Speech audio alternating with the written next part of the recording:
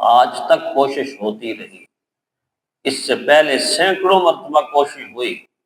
قرآن حکیم کی صورت تو دور کی بات ہے، قرآن حکیم کے ایک جملے جیسا کوئی جملہ نہ بنا سکتا، کوئی جملہ نہ بنا سکتا۔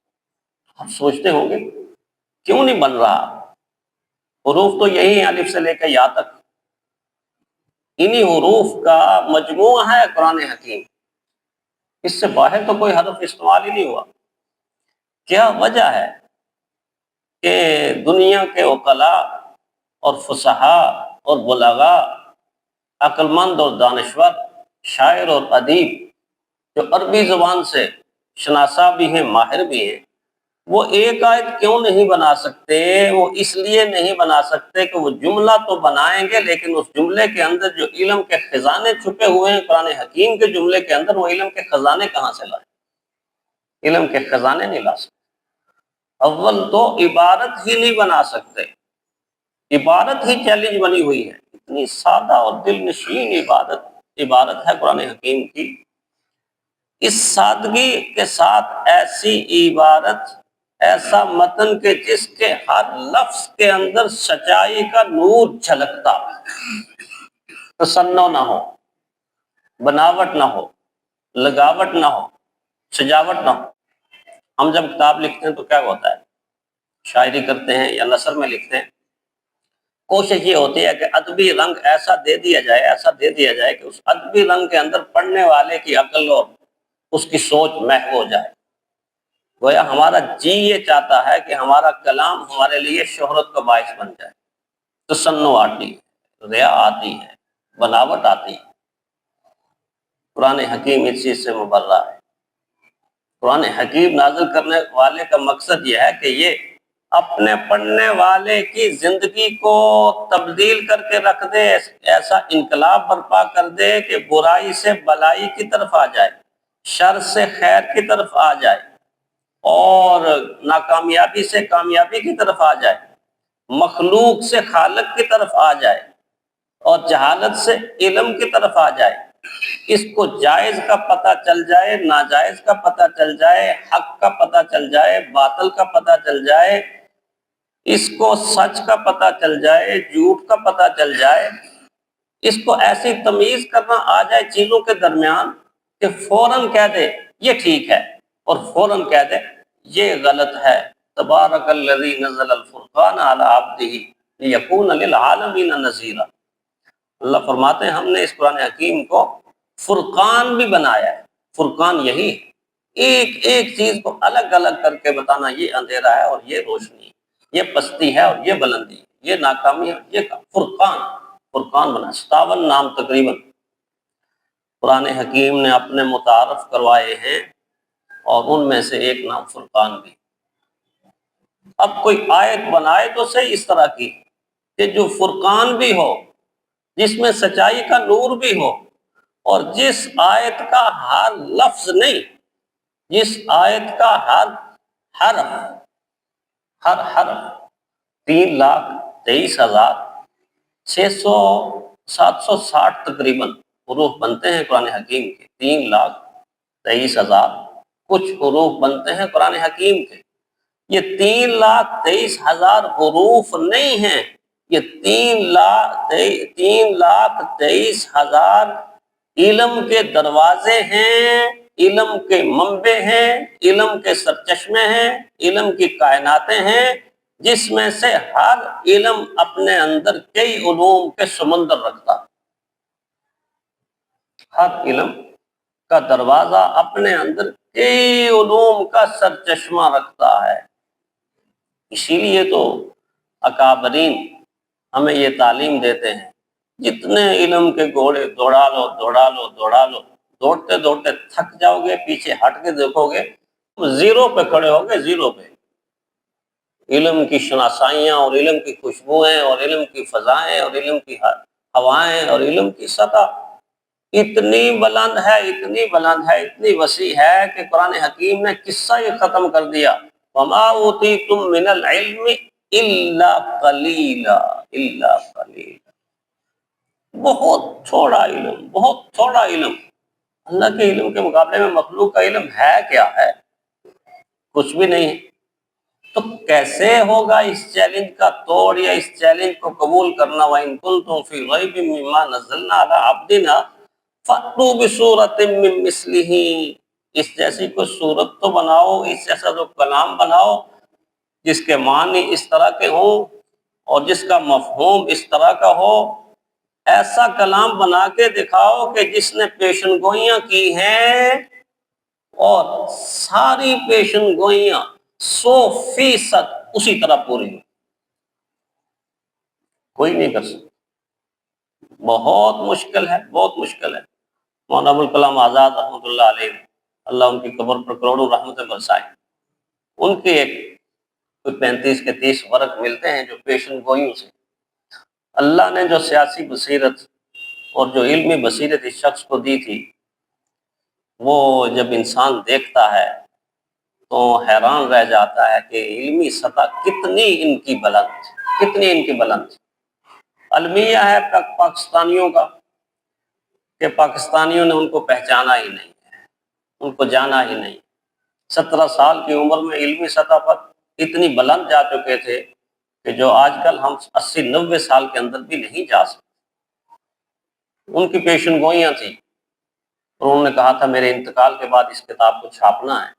ان کے انتقال کے بعد جب اس کتاب کو نکالا گیا تو بہت ساری پیشن گوئیاں پوری ہو چکی۔ ان میں سے ایک پیشن گوئی بھی یہ بھی تھی کہ جو خطہ پاکستان کے نام سے یہ ملک وجود کے اندر آ رہا ہے، یہ ملک اتنے سال کے بعد 2 ٹکڑے ہو جائے گا، 2 لخت ہو جائے گا۔ اور جب بنا تھا اس وقت کوئی سوچ نہیں سکتا تھا، کوئی تصور نہیں کر سکتا تھا۔ اکابرین کی نظریں تھیں۔ جب ہمارے ایک بڑے عالم نے یہ کہا تھا کہ 2 پاکستان نہ بناؤ، 1 پاکستان بناؤ، تو ان کو بڑی گالیاں پڑی تھی، بڑی گالیاں پڑی۔ ہر زمانے کے اندر مظلوم طبقہ ہمارا ہی ہے، ان کو سچ پہ گالیاں پڑتی۔ جب سچ کہتے ہیں نا تو لوگوں کی سمجھ میں سچ آتا نہیں، لوگوں کی سمجھ میں سچ نہیں آتا، لوگ پھر گالیاں دیتے ہیں، الزام دیتے ہیں، بہتان دیتے ہیں، اور لوگ طرح طرح کی باتیں اور بدنام کرتے ہیں۔ لیکن سچ تو پھر سچ ہے، اس نے تو ظاہر ہونا ہی ہوتا ہے۔ اس وقت یہی کہا تھا یہ کیا کر رہے ہیں، یہ تو کانگریس کے ایجنٹ ہے، معاذ اللہ یہ ہندوؤں کے ایجنٹ ہے، یہ کیا کہہ رہے ہیں کہ 2 پاکستان نہ بناؤ 1 پاکستان بناؤ۔ انہوں نے اپنی کلاڑی کے اوپر نقشہ بنا کے یہ کہا تھا کہ اگر اس پاکستان کو مجھے پاکستان بنانے والے سمجھا دیں تو میں اپنی پگڑی اتار کے ان کے پاؤں پہ رکھ دوں گا۔ لوگوں نے گالیاں نکالی، ہم 1 پاکستان کا نعرہ لگا رہے ہیں۔ اس مولوی نے عجیب منطق گھڑی ہے، یہ 2 پاکستان کے لیے کہہ رہا ہے۔ لیکن جب 1971 میں 2 پاکستان بن گئے، ٹوٹ گیا پاکستان، تو جو گالیاں دینے والا تھا ایک، وہ ٹکریں مار مار کے دیوار کے ساتھ رویا اور کہنے لگا میں نے تو بڑی گالیاں نکالی تھی، میں نے تو بڑی گالیاں نکالتی تھی اس عالم کو، اب کیسے معاف ہوگا؟ وہ تو دنیا سے جا چکے ہیں، خود دنیا سے جا چکے ہیں۔ تو فرمایا کہ ان کی قبر پہ چلے جاؤ، قبر پہ جا کے رو رو کے ان سے معافی مانگو کہ تیری بصیرت کو میں سلام کرتا ہوں، تیری بات مجھے سمجھ نہیں، تیری بات مجھے سمجھ نہیں۔ تو میں عرض کر رہا تھا کہ مولانا ابوالکلام آزاد کی ساری پیشن گوئیاں پوری ہو گئیں، لیکن کیا مقابلہ ہے، موازنہ ہے قرآن حکیم کی پیشن گوئیوں کے ساتھ انسان کی پیشن گوئیوں کا؟ انسان کی پیشن گوئیاں اپنی بصیرت اور سیاسی طور پر شعور اور کچھ اندازوں اور ہسٹری کے علم رکھنے کے بعد کچھ ہوتی ہیں جو یقینی نہیں ہوتی، کنفرم نہیں ہوتی۔ قرآن حکیم کی ہر پیشن گوئی 2 ٹوک ہے، اٹل ہے، کنفرم ہے اور اسی طرح پوری ہو رہی ہے، اس کے بعد بھی پوری ہوتی رہیں گی۔ یہ بھی ایک چیلنج ہے کہ ایسی آیت بناؤ کہ جس میں ایسی پیشن گوئی موجود ہو، فصیح ہو، بلیغ ہو، ادب کا رنگ اس کے اندر موجود ہو اور سچ کی روشنی اس کے اندر موجود ہو، اور ساتھ ساتھ اس کا جو معنی اور مفہوم ہو جو آنے والے وقت کے مطابق وہ بتا رہا ہو کہ یہ ہونا ہے، یہ ہونا ہے، یہ ہونا ہے۔ ایسا کوئی جملہ بنا کے تو دکھاؤ، نہیں بنا سکتے۔ ایک چیلنج ہے، ایک چیلنج یہ بھی ہے کہ ہم نے جب سے اتارا ہے الحمد سے لے کے والناس تک صرف قرآن حکیم کے متن نہیں، قرآن حکیم کے ہر حرف کی حفاظت کی ہے، ہر حرکت کی حفاظت کی ہے، ہر سکون کی حفاظت کی ہے، اس کے پورے متن کی حفاظت کی ہے، اور اس کے نشر ہونے والے لہجوں کی بھی حفاظت کرتی ہے۔ اتنی حفاظت کسی کلام کی ہوئی ہے؟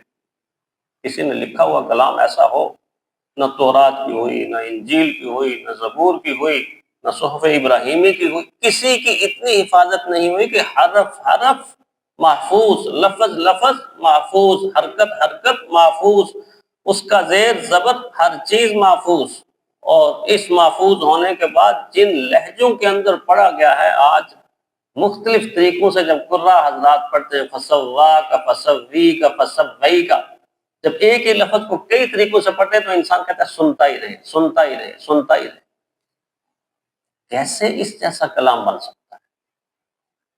ایسا کلام کہ سمجھنے والے کے دل پر بھی اثر کرے اور نہ سمجھنے والے کے دل پر بھی اثر کرے۔ ہندو تو نہیں سمجھتا تھا، سکھ بھی نہیں سمجھتا تھا، پارسی بھی نہیں سمجھتے تھے، مجوسی بھی نہیں سمجھتے تھے۔ ہندوستان کے اندر یہ ساری قومیں موجود ہیں نا، بت پرست، لیکن ان قوموں کا کوئی فرد جب عطا اللہ شاہ بخاری رحمۃ اللہ علیہ کی مجلس میں آ کے ان کے واعظ میں بیٹھتا تھا اور قرآن حکیم نشر ہوتا تھا، تو پھر کوئی آنکھ ایسی نہیں ہوتی تھی کہ جس آنکھ کے اندر آنسو موجود، غیر مسلم۔ تو ایک تو اس کی حفاظت، اب حفاظت میں ہم یہ سادہ سا جملہ کہہ کے تو ہم کہتے ہیں کہ اللہ تعالیٰ نے حفاظت کر دی۔ آپ دیکھیں تو صحیح، اس قرآن حکیم کو مٹانے کے لیے اور قرآن حکیم کو معاذ اللہ نیست و نابود کرنے کے لیے اور قرآن حکیم کو دنیا سے ختم کرنے کے لیے کوئی ایک زمانے کے اندر کوئی ایک سازش ہوئی ہے؟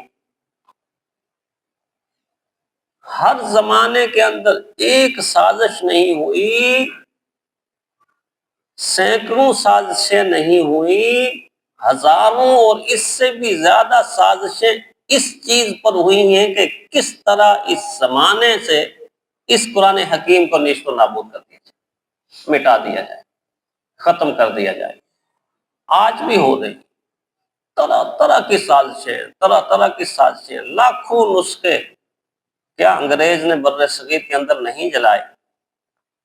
ہزاروں لوگوں کو جن کے سینے قرآن سے روشن تھے، منور تھے، ان کی لاشوں کو درختوں کے ساتھ نہیں لٹکایا، ان کو کوئلوں کے اوپر نہیں پکایا، ان کو کھولتے ہوئے پانی کے اندر داخل نہیں کیا، ان کو ابلتے ہوئے تیل کے اندر نہیں ڈالا، ان لوگوں سے جزیرہ انڈمان، مالٹا کی جیلوں کو آباد نہیں کیا۔ آپ دیکھیں تو یہ کیا ایک تاریخ ہے۔ اگر اس تاریخ کو سادہ لفظوں میں یوں بھی کہا جائے کہ قرآن حکیم کے جتنے حروف میں نے آپ کو بتایا، ایک حرف کے اوپر اگر شمار کیا جائے کہ 1,00,000 قربانی ہے تو یہ بھی کم ہے۔ ہر زمانے میں اہل قرآن کو ٹارگٹ کیا گیا ہے، جہاں پر بھی قرآن حکیم کا کوئی نظام قائم ہوگا، پوری دنیا کا کفر اکٹھا ہو کر وہاں کے مردوں کو، وہاں کی عورتوں کو، وہاں کے بچوں کو، وہاں کی بچیوں کو، سب کو اپنے منحوس اسلحے کے ساتھ ان کے خون کی ندیاں بہا دے گا، ان کے جسم کے چیتھڑے اڑا دے گا، اور ان کو کولسٹر بم اور فاسفورس بم یہ استعمال کر کے ان کے جسموں کا پانی بنا دے گا۔ بنا ہے کہ نہیں بنا؟ ہمارے پڑوس پر بھی بنا ہے، اور آپ کے دارالخلافہ میں بھی بنا تھا، ماشاءاللہ۔ پوری دنیا نے دیکھا، اللہ تعالیٰ کی ایسی لعنت پڑی ہوئی ہے اس خطہ ارضی کے مقتداؤں پر اور پیشواؤں پر، اور جو رہنما اپنے آپ کو سمجھتے ہیں، رہبر اپنے، ان کے چہروں کے اوپر ایسی پھٹکار، بدن کے اوپر ایسی پھٹکار پڑی ہوئی ہے کہ قرآن حکیم پڑھنے والے بچے اور بچیوں کو اللہ کے گھر کے اندر، اس شہر کے اندر کہ جس کا نام ہی اسلام کے اوپر ہے، اسلام آباد کے اندر، ایسا نیست و نابود کیا کہ وہ تو نیست و نابود نہیں ہوئے، لیکن خود حشر کیا بنا، خود حشر کیا بنا۔ زمانہ عبرت نہیں پکڑتا۔ جس نے یہ بولا تھا کہ میں ہوں، اللہ نے بتایا نہیں، تو نہیں ہے، میں ہوں، میں ہوں۔ اللہ نے بتایا آنا میں ہوں، میں تجھے ایسی بیماری کے اندر مبتلا کروں گا کہ لاکھوں انسانوں میں بیماری ڈھونڈنے سے بھی نہ ملے۔ کس طرح کی بیماری لگی؟ کس طرح سسک کے بدن کے اندر وہ تعفن پیدا ہوا کہ ہر قریب آنے والا دور ہو گیا۔ اللہ جب دور ہو جائے تو مخلوق تو دور ہوتی ہے نا۔ اپنے گھر والوں نے بھی چھوڑ دیا، بیٹوں نے بھی چھوڑ دیا، جن بیٹوں کے لیے یہاں ڈیفنس کے اندر وہ پلاٹ ہے تو یہ پلاٹ ہے تو وہ کمرشل پلاٹ ہے تو یہ رہائشی پلاٹ ہے تو وہ فارم ہاؤس ہے، تو اکٹھا کیا حرام اربوں کی تعداد میں، جن کے لیے اکٹھا کیا تھا انہوں نے بھی چھوڑ دیا، اور وہ حشر بنا لاش کا کہ اس کو لپوٹ کے آ کے پاکستان کے اندر دفنا۔ یہ عبرت ہے، یہ نصیحت ہے ان لوگوں کے لیے جو قرآن حکیم کو مٹانے کے لیے اس سے پہلے کوششیں کرتے رہے، ظلم کرتے رہے، زیادتی کرتے رہے۔ نہیں، نور خدا ہے کفر کی حرکت پہ خندہ زن، نور خدا ہے کفر کی حرکت پہ خندہ زن، پھونکوں سے یہ چراغ بجھایا نہ جائے گا، پھونکوں سے یہ چراغ بجھایا نہ جائے گا۔ اس کے ماننے والوں نے جیلوں کو آباد کر دیا، کھولتے ہوئے پانی میں چھلانگیں لگا دی، ابلتے ہوئے تیل میں چھلانگیں لگا دی، اور اس کے ماننے والوں نے یہ ثابت کر دیا کہ وہ جل جائیں گے، پک جائیں گے، لیکن قرآن حکیم ان کے سینوں سے نہیں نکالا جا سکتا، ایمان کی روشنی ان کے سینوں سے نہیں مٹا جا سکتا۔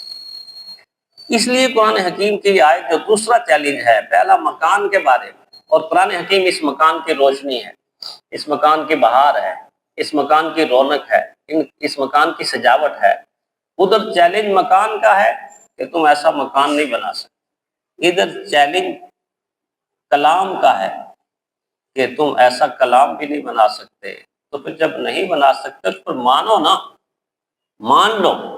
اور پھر چیلنج بھی ایسا کہ جس میں یہ کہا کہ نہیں اکیلے نا، تم اپنے جن حمایتیوں کو بلانا چاہو بلا لو، اگر جنات پر تمہارا کنٹرول ہے جنات کو بھی بلا لو، اور جن بتوں کی پوجا پرستش کرتے ہو تم سمجھتے ہو یہ ہمارے حمایت، سب کو بلا لو، وَدْعُوا شُهَدَاءَكُمْ، ساروں کو بلا لو۔ پھر ایک آیت، ایک صورت بنا کے دیکھو، فرمایا اگر اپنے دعوے میں سچے ہو تو ایسا کرو، ایسا ہو ہی نہیں سکتا، ایسا ہوا ہی نہیں ہے، ایسا کبھی نہیں ہوگا، یہ اللہ کی سچی کتاب ہے۔ اللہ تعالیٰ اس پر ہمیں ایمان رکھنے کی اور اس کے مطابق ہمیں عمل کرنے کی توفیق عطا فرمائے۔